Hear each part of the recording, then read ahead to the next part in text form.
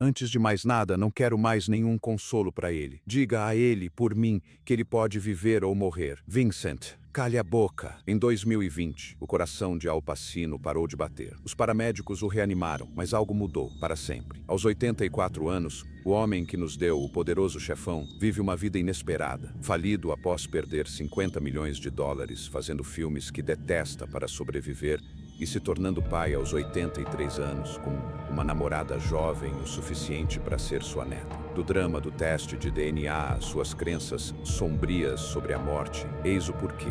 O maior ator de Hollywood agora é o mais solitário. Pacino nasceu em 25 de abril de 1940 no East Harlem, Nova York. Seus pais, Rosa Gerardi e Salvatore Pacino, eram imigrantes sicilianos que tentavam construir uma vida na América. O casamento não durou muito. Quando Pacino tinha apenas 2 anos, seu pai partiu para a Califórnia para trabalhar como vendedor de seguros, deixando a mãe de Pacino para criá-lo sozinha no South Bronx, com a ajuda de seus avós, Kate e James Gerardi, que vieram de Corleone. Sicily, uma cidade que mais tarde se tornaria famosa por causa de O Poderoso Chefão, era um lugar onde a vida no Bronx, durante as décadas de 1940 e 1950, era difícil. Sua família lutava com problemas financeiros e a ausência do pai criou uma lacuna que nunca foi realmente preenchida, mas sua mãe lhe deu algo que moldaria seu futuro. Ela amava filmes e frequentemente o levava ao cinema, onde ele se perdia nas histórias na tela. A atuação o fascinava, mesmo antes de ele entender o que realmente era. Essas primeiras idas ao cinema plantaram uma semente que mais tarde, o que cresceu se tornou uma paixão para a vida toda. Conforme foi crescendo, Pacino ficou conhecido como Sonny entre seus amigos. Ele tinha um lado selvagem e sempre ultrapassava limites. Aos 9 anos, já fumava e bebia. Aos 13, experimentava maconha. Tinha pouco interesse na escola e estava constantemente se metendo em brigas, matando aula e quebrando regras, o que se tornou rotina. Foi expulso de várias escolas antes de entrar na High School of Performing Arts, que parecia o lugar certo para alguém como ele. Mas ele não ficou muito tempo na escola. Aos 17 anos, após uma briga com a mãe sobre seu futuro, abandonou os estudos sem diploma do ensino médio e sem emprego fixo. Passou a adolescência à deriva, andando com um grupo de amigos que, como ele, não tinham um rumo definido. Alguns se meteram em encrenca, outros se envolveram com drogas. 3 de seus amigos mais próximos, Cliff, Bruce e Pai, morreriam mais tarde de overdose. Pacino poderia facilmente ter tido o mesmo destino, mas algo o manteve firme. A atuação se tornou uma fuga, uma forma de canalizar sua energia inquieta para algo maior do que a si mesmo. Ele disse mais tarde que, se não fosse pela atuação, talvez não tivesse conseguido sair daquela situação. Então vieram as perdas que o mudaram para sempre. Em 1962, quando Pacino tinha apenas 22 anos, sua mãe morreu aos 43. Ela lutava contra a depressão há anos, e sua morte o atingiu mais forte do que qualquer coisa antes. Apenas um ano depois, seu avô James, que havia sido como um pai para ele, também faleceu. No intervalo de um ano, as 2 pessoas mais importantes de sua vida se foram. Mais tarde, ele chamou aquele período de o mais difícil. Em determinado momento de sua vida, ele se sentiu perdido, como se não houvesse mais nada a que se agarrar. Muitos anos depois, em sua autobiografia Sonny Boy, nome inspirado no apelido que sua mãe lhe dera, ele escreveu sobre sua dor. Se eu tiver sorte,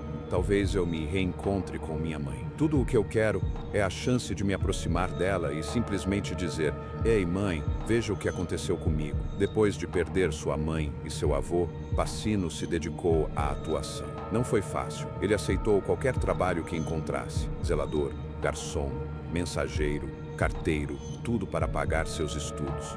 Ele frequentou as aulas no estúdio HB em Greenwich Village, onde conheceu Charlie Eaton, um professor de atuação que se tornaria um de seus mentores mais próximos. Mas o dinheiro sempre foi um problema. Havia noites em que ele não tinha para onde ir, dormindo em sofás de amigos e até mesmo em teatros quando não tinha outro lugar para ficar. No início da década de 1960, ele estava tão quebrado que teve que dormir nas ruas, aceitando qualquer pequeno papel que conseguisse encontrar em produções teatrais underground. A carreira de Al Pacino deu uma grande guinada em Em 1968, quando estrelou The Indian Wants the Bronx, uma peça off-Broadway, escrita por Israel Horovitz. A peça estreou em 17 de janeiro no Astor Place Theatre, em Nova York, e teve 177 apresentações. Sua interpretação de Murph tinha uma energia bruta, que parecia perigosa, mas estranhamente humana. Ele não estava apenas interpretando um encrenqueiro violento, estava mostrando as camadas sob a agressão. Os críticos notaram, assim como a indústria. Ele ganhou o prêmio Obie de melhor ator e seu colega de elenco, John Cazale, ganhou o de melhor ator coadjuvante. Horovitz recebeu um prêmio de melhor peça nova, mas algo ainda mais importante aconteceu nos bastidores. The Indian Wants the Bronx foi encenada simultaneamente com outra peça de Horovitz, chamada The Sugar Plum, estrelada por Jill Clayburgh, que era a parceira romântica de Pacino na época. Através dessa produção, Pacino conheceu Martin Bregman, um homem que mudaria sua vida. Bregman viu algo especial nele e se tornou seu empresário. Mais tarde, ele ajudaria Pacino a conseguir alguns de seus papéis mais icônicos em O Poderoso Chefão, Serpico e Dog.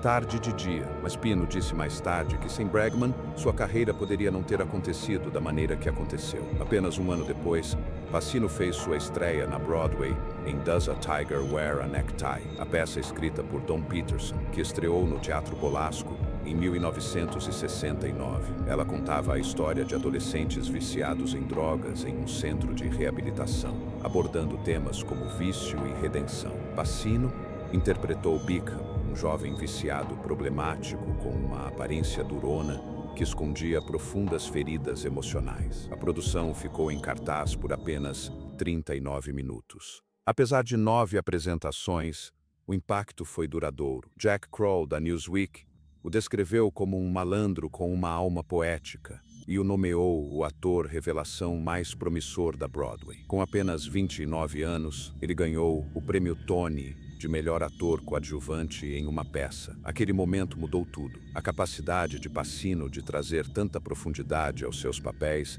veio de anos de treinamento com Lee Strasberg no Actor Studio, em Nova York, uma das escolas de atuação mais respeitadas do mundo. Strasberg era um mestre do método de atuação, ensinando atores a acessarem suas próprias emoções para criar performances realistas. Pacino disse mais tarde que o treinamento com Strasberg lhe deu a confiança necessária para se dedicar integralmente à carreira. A jornada de Al Pacino para interpretar Michael Corleone em O Poderoso Chefão não foi apenas difícil, foi uma batalha. Hoje, sua atuação é lendária, mas em 1972, a ideia de escalá-lo quase inviabilizou toda a produção. A Paramount Pictures queria uma estrela de sucesso, alguém como Jack Nicholson, Warren Buffett, Robert Redford ou, na época, Ryan O'Neal. Pacino era praticamente desconhecido. Ele tinha apenas um filme no currículo e uma sólida experiência no teatro, mas isso não foi suficiente para o estúdio. Eles não o viam como um protagonista, queriam alguém mais alto, alguém que se encaixasse na imagem de estrela de Hollywood. Francis Ford Coppola pensava diferente. Ele tinha visto Pacino na Broadway e acreditava que ele era perfeito para o papel de Michael Corleone. Ele viu algo em Pacino que ninguém mais viu: a capacidade de capturar a transformação de Michael, de um herói de guerra inocente a um mafioso implacável.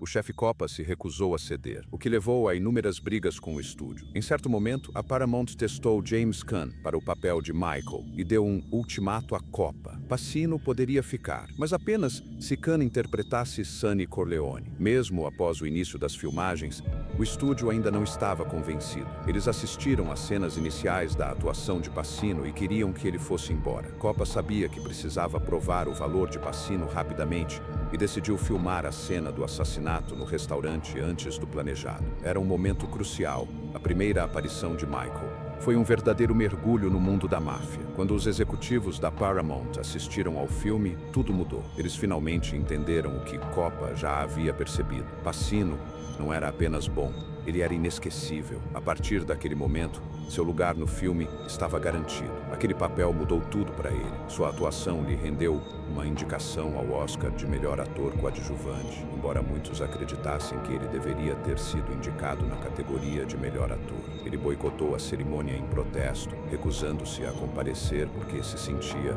Apesar de ter ficado de fora, mesmo sem a vitória, sua carreira decolou. O Poderoso Chefão arrecadou mais de 250 milhões de dólares com um orçamento de 6 milhões, ganhou o Oscar de melhor filme e transformou Pacino em uma estrela. Sua interpretação de Michael foi elogiada por sua intensidade silenciosa, pela maneira como ele conseguia comunicar tanto com apenas um olhar. Aquele olhar arrepiante durante a cena do restaurante se tornou um dos momentos mais icônicos do cinema, mas chegar lá não foi fácil. Pacino admitiu mais tarde que estava apavorado durante as filmagens. A pressão era esmagadora. A constante ameaça de ser demitido pairava sobre ele, dificultando sua concentração. Ele chegou a sofrer uma grave lesão no tornozelo durante a filmagem de uma cena de fuga. A dor era tão intensa que precisou de injeções para conseguir continuar. Estranhamente, sua primeira reação à lesão foi de alívio. Ele pensou que isso poderia lhe custar o emprego, o que na época pareceu mais fácil do que lidar com o estresse de provar seu valor. O diretor sabia o quanto Pacino estava sofrendo e fez tudo o que pôde para ajudá-lo. Ele ajustou o cronograma de filmagens para lhe dar mais tempo para se adaptar ao papel.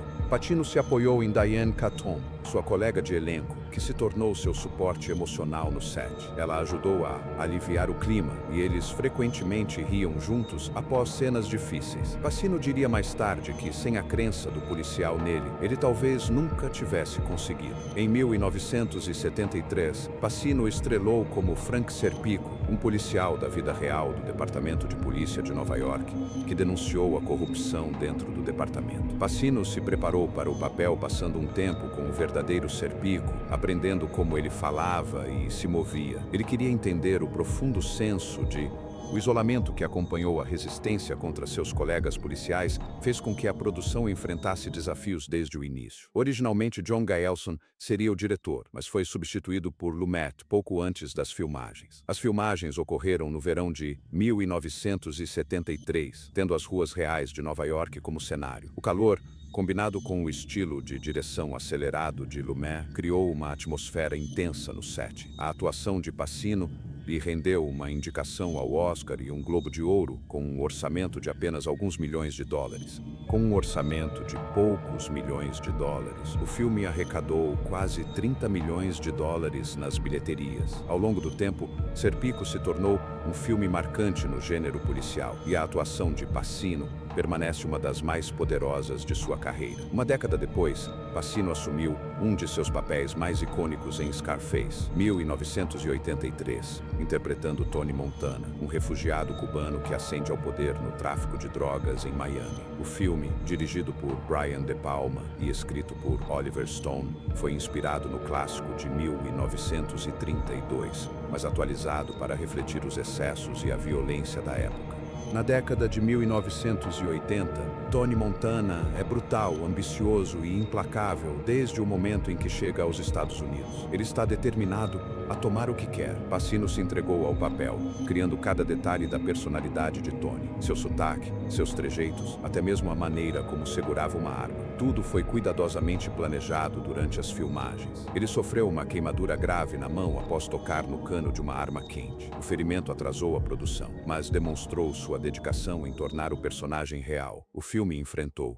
Após o lançamento, a crítica foi duramente atacada pela violência extrema e pelo uso excessivo de palavrões. A comunidade cubana em Miami também protestou contra a representação dos imigrantes, o que levou à transferência de partes do filme para Los Angeles. A controvérsia, porém, não impediu Scarface de conquistar o público. Arrecadou os 66 milhões mundialmente e se tornou um clássico cult. A ascensão e queda de Tony Montana servem como um conto de advertência sobre ganância e poder. Frases como "Say hello to my little friend" tornaram-se lendárias, e a influência do filme se estendeu a hip-hop, os videogames e a cultura pop ao longo do tempo. Scarface foi reconhecido como um dos maiores filmes de gangsters já feitos em 1992. Pacino interpretou um personagem muito diferente em Perfume de Mulher, papel que finalmente lhe rendeu um Oscar de melhor ator. Ele estrelou como o tenente-coronel Frank Slade, um veterano do exército cego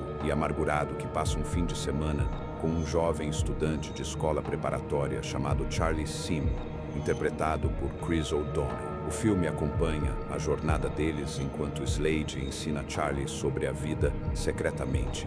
Lutando contra sua própria escuridão interior para se preparar para o papel, Pacino usou lentes de contato opacas para bloquear sua visão e uma bengala mesmo quando as câmeras não estavam filmando para que sua cegueira parecesse natural. Sua atuação equilibrou humor e intensidade, tornando Slade um dos personagens mais memoráveis de sua carreira. Um dos momentos mais famosos do filme é a cena do tango, onde Slade, apesar da cegueira, conduz uma jovem em uma dança perfeita. Quando Scarface chegou aos cinemas em 1983, causou alvoroço entre os críticos. O filme foi criticado pela violência extrema, palavrões constantes e pelo que consideraram uma glorificação da cultura das drogas. A cena da motosserra, que acontece apenas 20 minutos após o início do filme, chocou o público. Alguns, como os escritores Kurt Vonnegut e John Irving, chegaram a abandonar as sessões. Mas a controvérsia não parou por aí. Muitos imigrantes cubanos em Miami protestaram, argumentando que o filme os retratava como criminosos e traficantes de drogas. Eles acreditavam que o filme reforçava estereótipos prejudiciais, transformando sua comunidade na face do tráfico de drogas em Miami.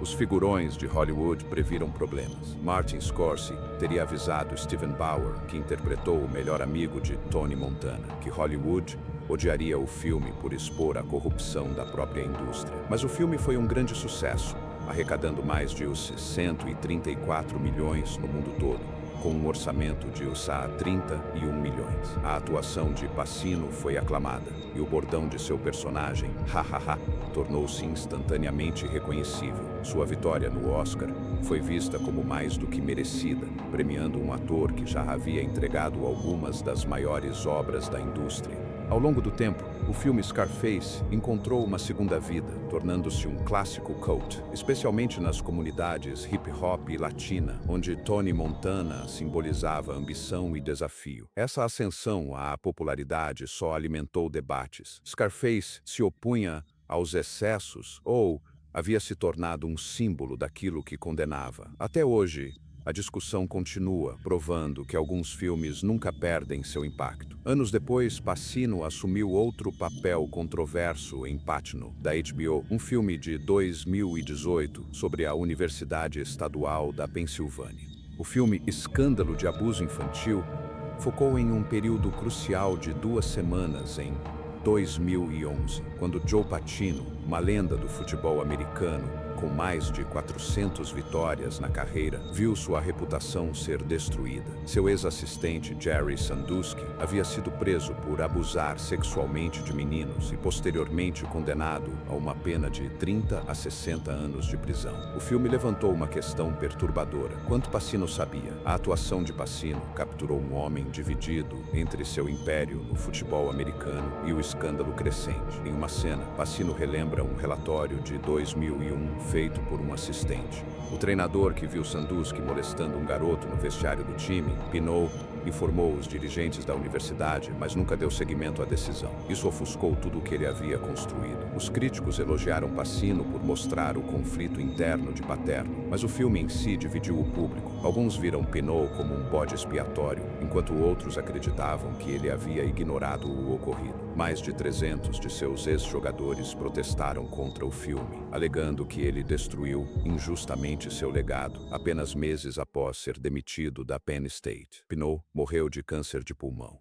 Aos 85 anos, o filme não tomou partido. Em vez disso, forçou os espectadores a decidirem se Pacino era culpado de inação ou simplesmente estava preso em um sistema que falhou com todos. Pacino assumiu outro papel controverso em 2013 com o filme da HBO, Phil Spector. O filme explorou a vida do lendário produtor musical conhecido por revolucionar o som na década de 1960 e por sua vida pessoal bizarra. Em 2003, Spector foi acusado de assassinar a atriz Lana Clarkson em sua mansão. O filme focou em seu relacionamento com a defesa. A advogada Linda Kenny Bowden, interpretada por Helen Mirren, questionava se ele teria um julgamento justo. Ao contrário de um típico drama de tribunal, Phil Spector não se concentrava na batalha legal, mas sim em um homem perdendo o controle de sua própria narrativa. Ele era um gênio incompreendido ou era exatamente o que o mundo acreditava? O filme nunca deu uma resposta clara, deixando o público tão dividido quanto quando o caso ganhou as manchetes. Fora das telas, Pacino enfrentou seu próprio drama na vida real em 2011, quando descobriu que Pacino, que havia perdido 50 milhões de dólares, e seu contador de longa data, Kenneth Starr, estava administrando um esquema Ponzi. Pacino, que passou décadas ganhando milhões por filme, foi praticamente arruinado da noite para o dia. Starr havia construído uma reputação como um consultor financeiro de confiança, gerenciando o dinheiro das maiores estrelas de Hollywood nos bastidores. Ele vinha roubando delas. Quando o esquema desmoronou, Pacino foi preso e condenado a 7 anos de prisão. Pino voltou de férias caras na Europa apenas para descobrir que o dinheiro havia sumido. Em sua autobiografia, Sunny Boy, ele conta sua história. Ele descreveu o momento em que percebeu a extensão total da traição. Eu tinha 50 milhões de dólares e depois não tinha nada para recuperar. Pacino aceitou projetos inesperados. Ele estrelou Jack and Jill, um filme que mais tarde admitiu ter feito apenas pelo salário. Ele participou de palestras e até apareceu em comerciais. Ele chamou aquele período de uma montagem louca de leis. Mas no final, isso lhe ensinou resiliência. Mesmo no topo de Hollywood, ninguém é intocável. Pacino nunca foi apenas um ator, ele sempre foi um contador de histórias, alguém que busca o significado dos papéis que interpreta e dos projetos que abraça. É evidente em sua paixão pela atuação, que vai além da simples performance. Ele busca compreender a arte, desvendá-la e compartilhá-la com os outros. Essa motivação o levou a trabalhar atrás das câmeras. Seu primeiro grande projeto como diretor foi Looking for Richard, em 1996. Não se tratava de um filme tradicional, mas sim de um documentário, uma performance e uma jornada pessoal, tudo em um só. Pacino queria mostrar por que Shakespeare ainda importa. Ele escolheu Ricardo III, uma peça sobre poder e ambição, e se propôs a provar que os temas ainda ressoam. O filme transita entre diferentes estilos, com cenas dramatizadas de Ricardo III com atores como Alec Baldwin, Winona Ryder e Kevin Spacey. Há também entrevistas com acadêmicos e atores, incluindo Kenneth Branagh e Vanessa Redgrave. O filme foi um sucesso, ganhando o prêmio do Sindicato dos Diretores da América, DGA, de melhor direção em documentário em 1997. Os críticos o elogiaram por tornar Shakespeare acessível e envolvente. Peter Travers o descreveu como uma grande aventura e diversão extravagante. 4 anos mais tarde, em 2000, ele dirigiu Chinese Coffee. Este foi um projeto completamente diferente. Não se tratava de história ou literatura, mas sim de 2 homens sentados em uma sala conversando. O filme foi adaptado de uma peça de Ira Lewis, que Pacino havia interpretado no palco em 1992. A história acompanha Harry Lavine, um escritor em dificuldades interpretado por Pacino, e Jake Mannheim, um fotógrafo interpretado por Jerry Orbach. Ambientada em 1982, no Greenwich Village, a trama se desenrola ao longo de uma única noite, enquanto os 2 amigos têm uma longa e intensa conversa.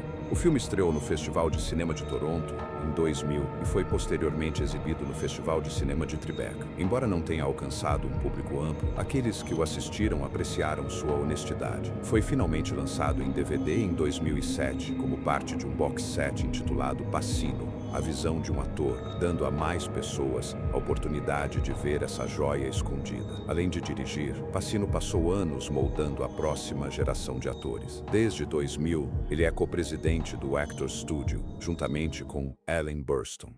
Harvey Keitel. Esta não é uma escola de atuação qualquer. É o lugar onde alguns dos maiores atores da história se formaram. O próprio Pacino estudou lá com lendas como Lee Strasberg e Charlie Latham. Ele sempre disse que o estúdio mudou sua vida e agora ele o ajuda a fazer o mesmo por outros. Para Pacino, o Actor Studio é um lugar onde os atores podem arriscar. Não se trata de fama ou sucesso, mas sim de se desafiar. Trata-se de aprender sem medo. Muitos dos maiores talentos de Hollywood, incluindo James Dean, estudaram lá. Marilyn Monroe, Paul Newman e Jack Nicholson vieram desta escola. Pacino continua a orientar jovens atores através de workshops e discussões. Ele não ensina apenas técnica, mas os incentiva a ler, a pensar, a explorar filosofia e literatura. Ele acredita que atuar não é apenas sobre performance, mas sobre compreender a vida. Pacino passou a vida inteira sob os holofotes, Mas quando se trata de casamento, ele nunca deu esse passo, apesar de relacionamentos de alto nível com Diane Keaton, Beverly D'Angelo e Kathleen Quinlan.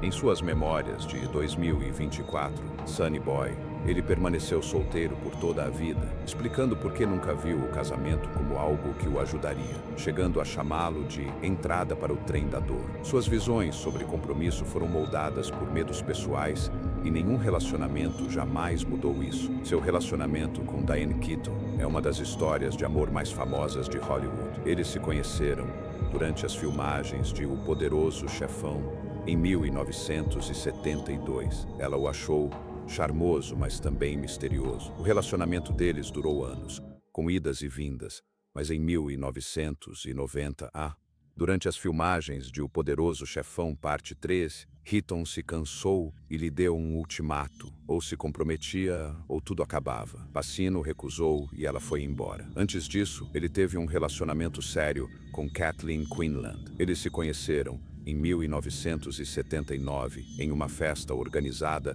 pelo professor de atuação Lee Sturg. Os dois foram inseparáveis por anos, chegando a viajar juntos pela Europa. Pacino admitiu mais tarde que Quinlan foi a pessoa com quem ele chegou mais perto de se casar, mas acabou desistindo. Foi uma decisão que o deixou com o coração partido por anos, embora ele nunca tenha se casado. A paternidade tornou-se uma parte importante de sua vida em junho de 2023, aos 83 anos, quando ele deu as boas-vindas ao seu quarto filho, um menino chamado Roman, com Noah Lala, de 29 anos. A notícia chocou muitos, especialmente depois que surgiram relatos de que Pacino havia solicitado um teste de paternidade. Ele simplesmente não acreditava que ainda pudesse ter filhos. Quando os resultados confirmaram que Roman era seu filho, ele abraçou a paternidade novamente. Pacino e a Lala começaram a namorar em 2020, durante a pandemia, mas o relacionamento só se tornou público em abril de 2022. A diferença de idade de 54 anos entre eles.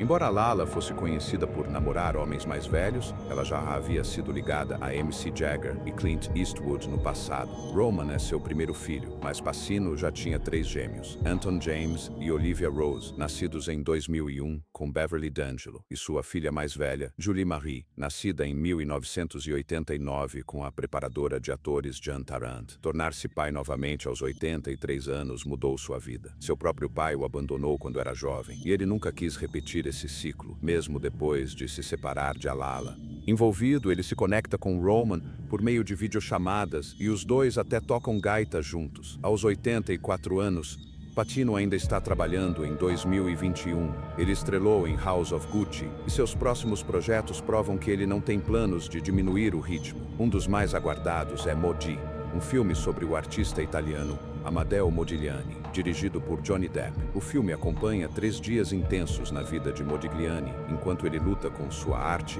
e seus demônios pessoais. Pacino também estrela The Ritual, um filme de terror baseado na história real de Emma. O filme Os Exorcismos de Schmidt, com estreia prevista para 18 de abril de 2025, acompanha 2 padres realizando exorcismos perigosos enquanto lutam contra seus próprios passados. Além disso, ele está envolvido com Billy Knight e com o assassinato de Castro, provando que sua paixão por contar histórias continua tão forte como sempre. Para Pacino, atuar não é apenas uma carreira, é algo que o manteve firme nos momentos mais difíceis de sua vida. Ele costuma dizer que a atuação salvou sua vida. Sua vida teve seus desafios, e em 2020, uma experiência de quase morte mudou tudo.